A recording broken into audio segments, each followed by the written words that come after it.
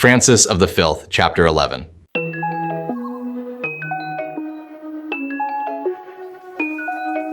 The cold passed reluctantly from the earth, and the retiring fogs revealed a world of cool, dark waters.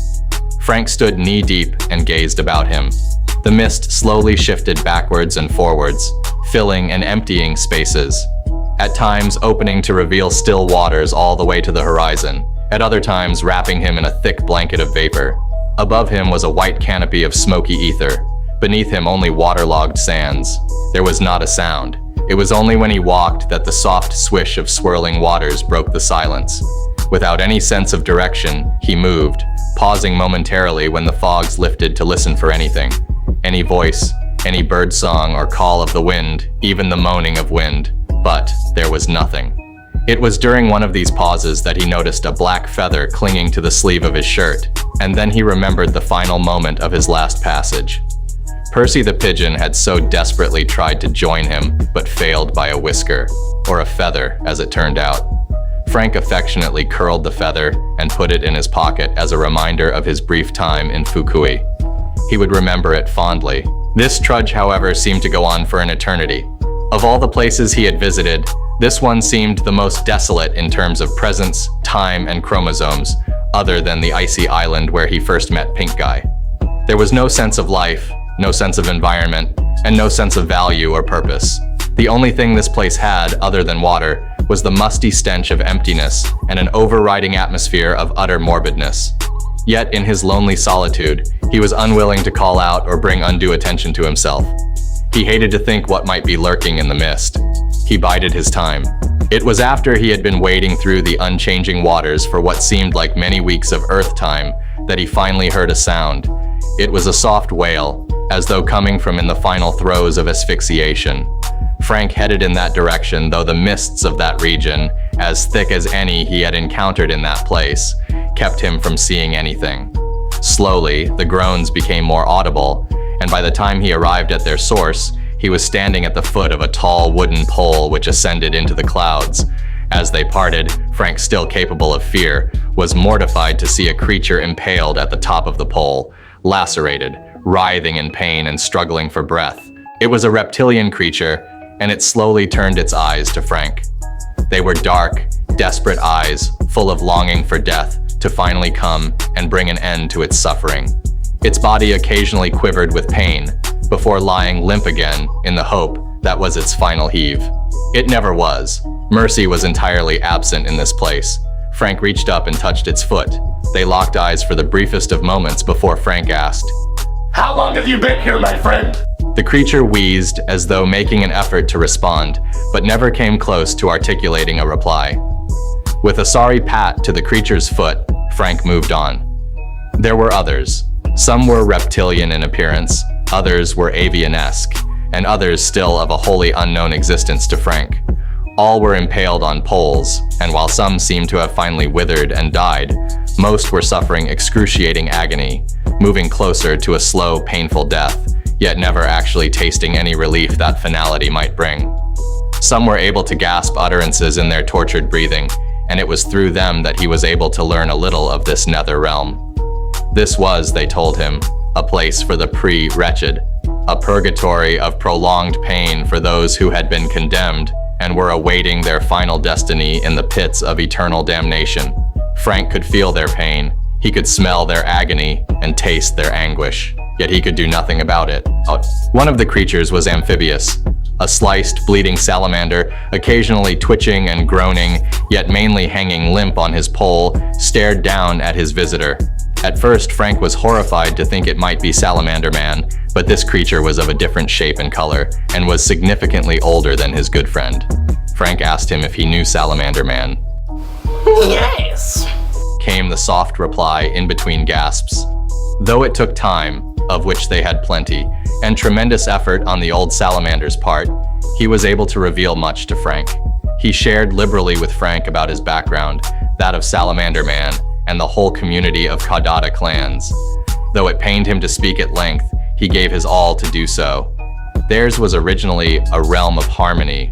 All the salamanders, as well as the neighboring newts, mud puppies, water dogs, and sirens, and even more distant geckos and chameleons, ought on well, and allowed each other free passage from one area to another, if not actively encouraging others to share a meal and spend an afternoon together.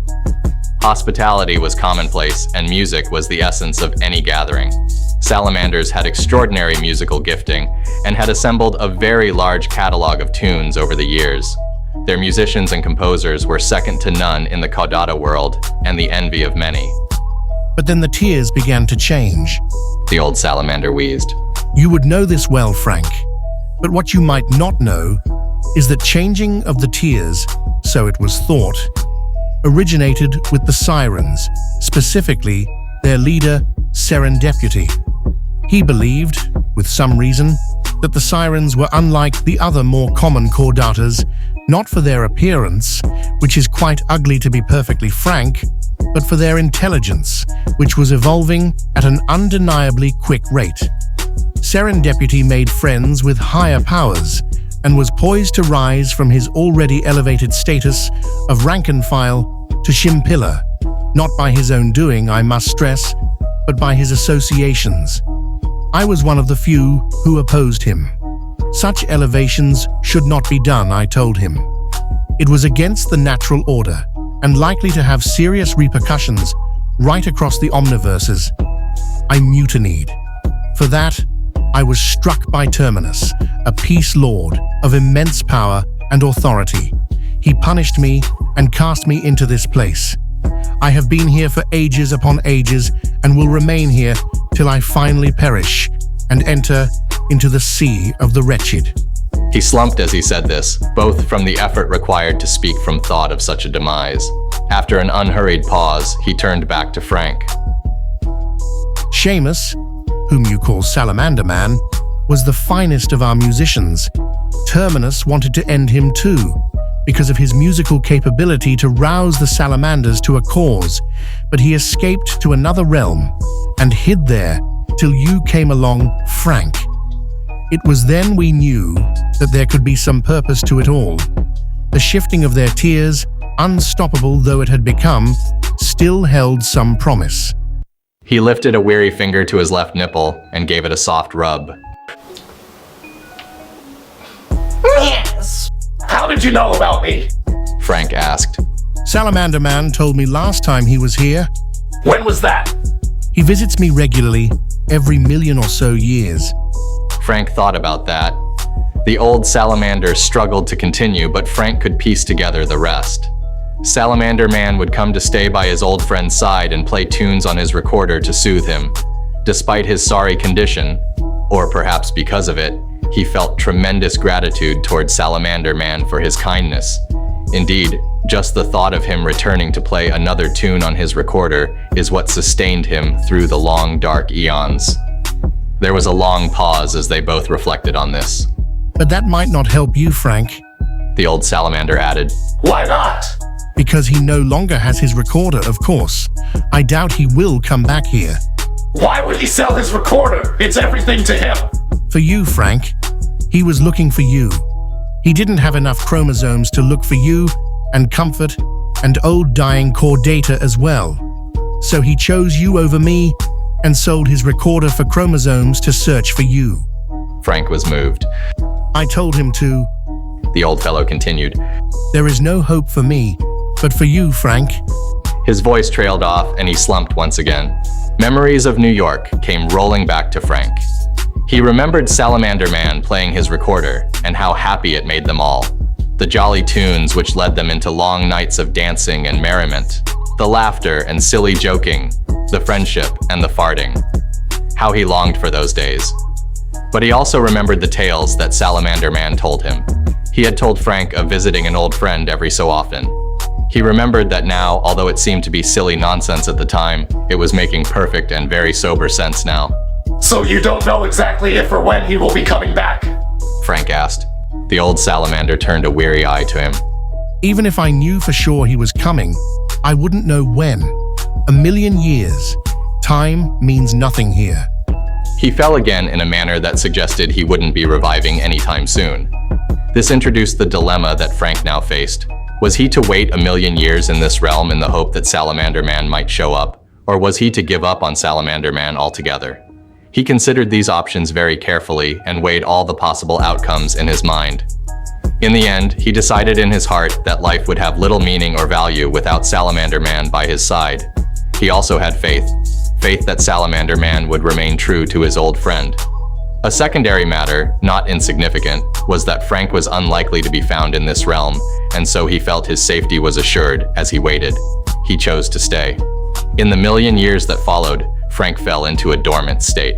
He sat chest deep in water, leaning up against the pole upon which the old salamander was hanging. Deeply entranced, he was neither aware of anything in his surroundings, nor of anything within himself. His own existence was as though as distant memory or a future dream. The amniotic waters preserved him, and the still air sustained him. And in this period of absence, two things happened. Frank aged, and his chromosomes, free contaminating influences, multiplied beyond measure. On a cool, lifeless day of endlessly shifting mists, vacant auras, and soft groans, exactly like any other day in this realm, the sound of someone waiting way in the distance interrupted the stillness. The sound come closer in a direct lines as though it were somehow able to navigate this place. There was a determination in its steps. On reaching the pole, the figure paused and stood patiently, silently eliciting a response. It took some time for Frank to awaken, and when he did, it was in foggy phases. When his eyes were fully open and his cognition returned, he looked up to see a white figure, angelic in appearance, gazing down upon him. In this land of shadows, it radiated light and had an overall countenance of glory. The very atmosphere of this place seemed to come alive in the presence of this figure. Its green head bobbed to one side. It stood, slowly and purposefully, rubbing its nipples with its fingers, and uttered the only greeting it could under circumstances. Yes! It was Salamander Man. Frank jumped up, full of excitement and joy, splashing about in the calm waters and calling out in a loud voice, Salamander Man! Salamander Man! From an elevated position, however, and with his mind having progressed from its initial groggy state, Frank was disturbed to see the harrowing sight before him. Salamander Man, far from being a picture of radiance and life, was an abysmal figure. His body was lacerated all over and he was bleeding terribly. He staggered as he walked, struggling with short breaths. Yet it was his face which carried the greater tragedy. Normally mischievously sprightly, he carried a countenance that was forlorn, wounded, and deeply ashamed. He looked at Frank through sad eyes, and the two of them stared at each other in silence for the longest time. To ease the sadness, Frank produced Salamander Man's recorder, which evoked the hint of a smile on the Caudata's face. He held it lovingly in his hands, then looked up at his old friend impaled on the pole. He placed the recorder gently in his right nostril and played a slow, final tune for his old friend. The old salamander knew that would be the last time he would hear any music, let alone the sweet sound of Salamander Man's recorder, and a large round tear fell from his eye and ran down his face. Salamander Man, too, shed tears. As he played his tune was occasionally marred by the heave of one in great sorrow. Frank stood to the side with his head bowed in a spirit of respect and embraced the moment. When Salamander Man was done, he gave one nipple a little rub before dropping both hands to his sides and bowing before his old friend. He and Frank then turned and left the old salamander to his dreadful fate. The two of them walked away from the watery fields of Gallows, neither saying a word to the other. On they trudged through the shallow waters till they could no longer hear the soft groans of the damned, and then on they walked some more, always in silence, until there was nothing but an eerie emptiness all about them. There was so much that Frank wanted to ask Salamander Man but couldn't, and there was so much that Salamander Man wanted to avoid saying to Frank, so refrained. Frank never learned the cause of Salamander Man's condition, but they understood each other. That was what made their fellowship, even in the most troubling of moments, so wonderful. At a point where they couldn't go any further into nothingness, Salamander Man turned to Frank in a quiet voice, said, Yes! What? Frank couldn't believe in his ears. Yes! Are you kidding me, Salamander Man? He could barely contain his excitement despite the salamander's sorry disposition. Yes! Back in New York? A small grin edged up the corner of Salamander Man's mouth. Frank was all smiles. All of them? He asked. Salamander Man nodded. Then, my friend, it is time. Frank stopped walking and Salamander Man drew beside him. This place is as good as any, he said. Salamander Man agreed, but expressed this without so much as a nod. Frank took him under his arm, and the two of them lay back, floating on the surface of the water. Frank softly called the coordinates into the air. This was once intriguing for Frank and a matter of course. He no longer needed to draw blood for transport as he was so chromosome rich. He no longer needed to expose his life source to open air, and coordinates for the destinations of his choice simply came through menial concentration. These things were innate knowledge to him now, like his own name or the recalling of a familiar memory. When the last of the coordinates had left his lips, they slipped under the water and were gone. The voice came to him as a whisper at first, like a faint dream intended for someone else. It whispered again, this time with greater penetration. And Frank sat bolt upright on his bed. Unlike waking up from a bad dream, Frank had woken up into one and he was terrified. Hovering over him was a creature grotesquely familiar to him. Frank looked over the black halo that encircled his head, at his hideous twitching body, and into the vacuum of his demented eyes. He tried to muffle any expressions of hatred for the Dark Lord, but it simply wasn't possible. Anger and hatred and fear seeped out from him, and Chin Chin seemed to feed off it all. Everything from his appearance to his speech to his very essence pushed Frank to release droplets of detestation and rage, and he began to retch. Chin Chin, Dark Lord, why have you come to torment me? Have you come to send me into the abyss? Frank asked, paralyzed with panic. But I have made the sacrifices you asked for. The blood and the pubic hair and nail clippings of 1,000 youths were all duly provided with video evidence. I can show you right now. Why do you need extra sacrifices? Weren't those I made enough? Frank was quivering with trepidation. I swear I have no more. I have given you everything I had. I have no more chromosomes to give.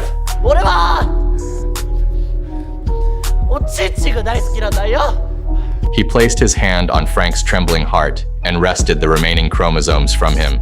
With that, he left abruptly, leaving Frank an empty shell on the bed. Once the shockwaves had subsided and the space-time continuum had returned to normal, fear was gone and life immediately returned to normal in Frank's bedroom. That is, Frank sat on his bed and scratched his balls. He looked around to reorientate himself. Then, very faintly at first, other activities began around the room.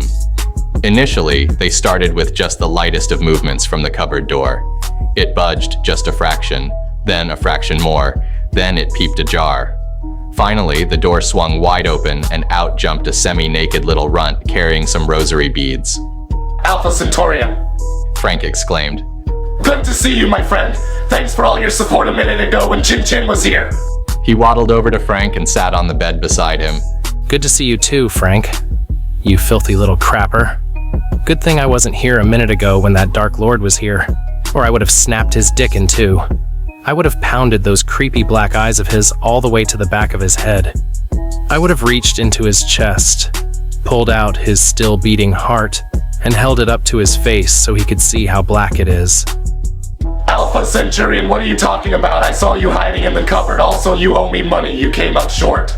The clock on the wall suddenly opened up, and from it a tiny, wrinkled human stuck his head out and said, That was a great joke, Frank. 7 out of 10. They aggressively winked at each other. The little guy returned back into the clock, never to be heard from again. Before the runt could respond, the bedroom door swung wide open to the sound of a series of disabled grunts, and in hopped a demented-looking guy, pink from head to toe. Pink guy, it's you! You're here too! You made it! You just missed all the action, by the way. You're a pussy too, you know that? You and Alpha Centurion are both a couple of pussies, leaving me to face Chin Chin all on my own. It was pretty scary for a while there. At that moment, a rustling noise came up from under Frank's bed. Come out, Salamander Man, I know it's you. Yes! Came the reply as the huge humanoid salamander peeped out under the bed. Salamander Man, what are you doing under my bed? Have you any idea of the filth lies under there? I tell you, there's some nasty stuff down there. Yes! He pulled himself out and immediately began to caress his nipples. He was now completely back to his normal self. All his lacerations had healed, and his nipples were back to full erection.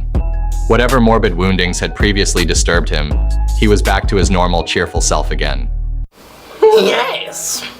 He cried and immediately inserted a recorder into his left nostril and broke into a rousing rendition of a tune from his glory days. Before Alpha Centurion could start dancing to the music, or Frank could compliment him on his playing, or his general good looks and sick moves, the door was kicked wide open and in strolled a strange Japanese man wearing brown spectacles, a Hawaiian shirt, and a safari hat. Wow, Frank! Safari man! Cried Frank, ecstatic that his whole posse was reunited once again. I thought you were still back in...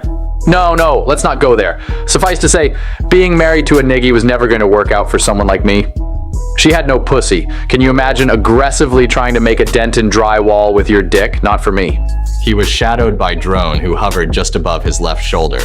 Frank gestured for them all to come together. They embraced in a tight and passionate group hug, with Alpha Centurion once again burrowing with pleasure into Pink Guy's thighs. You know I love you guys, right? They affirmed this. But I need my chromosomes back. There was a lot of good-hearted complaining at this, but they all knew it was the way it had to be. Frank had dispersed almost all of his chromosomes amongst his posse to keep them from the Dark Lord, and this made them feel like kings of the world, brimming with life and power and authority and worth. As Frank embraced them all, he took back his chromosomes and with a friendly murmur of discontent spread amongst them. Yet they were okay with this. They knew Frank was and who he was becoming. They understood the honor that was theirs. They knew they were friends of Frank, his fellow fiends of Field, his posse, and this was more than enough for all of them. More so, they started to believe. They believed that Frank was much more than they had once known and would yet be much more than now was. They had seen him overcome the Dark Lord, feigning fear and covering up chromosomes. And as they beheld him now, they were in utter awe. He had handled the Peace Lord in a masterly fashion. He had just confronted the mighty Chin Chin, and here he was, not just alive and not merely unscathed, but composed, rugged, and impossibly chromosome-rich. And though they believed now, they were not yet willing to speak of it. Frank, the mere mortal who had shaken the omniverses by becoming a rank and file, had, in his travels, risen to the there of the mighty Chimpillas. They knew that full well. But now, Frank had ascended, he had become... It was too much for them to utter, but they believed it, they owned it, and rejoiced in it. And so it was on that softly lit autumn afternoon in New York City that Frank, Alpha Centurion, Pink Guy, Salamander Man, and Safari Man, and Drone came together to celebrate their triumph over Chin Chin, and to look forward to the gay and merry days which lay ahead. With the six of them now together, the circus was pretty much complete again, and there was jubilation until late into the night with everyone laughing and dancing and farting. Yet for Frank, his deepest dilemma remained, and his interest was still aroused. Who was he, and what was he becoming? He understood that power without purpose was corrosive, and he was now fully aware that chromosomes were not simply being added to those he already possessed, but that his own chromosomes themselves were truly multiplying, exponentially. He marveled at this, and yet remained greatly troubled by it. Despite increasing displays of power, he still seemed no closer to finding out why he had such power. There had to be more to this. Beyond the Peace Lords, there had to be a tierless one, a supreme power, an ultimate god. The ultimate god. Frank was exhilarated and haunted by this thought. He was more determined than ever before to find him, confront him, and demand the answers to his questions, and so his quest became all-consuming.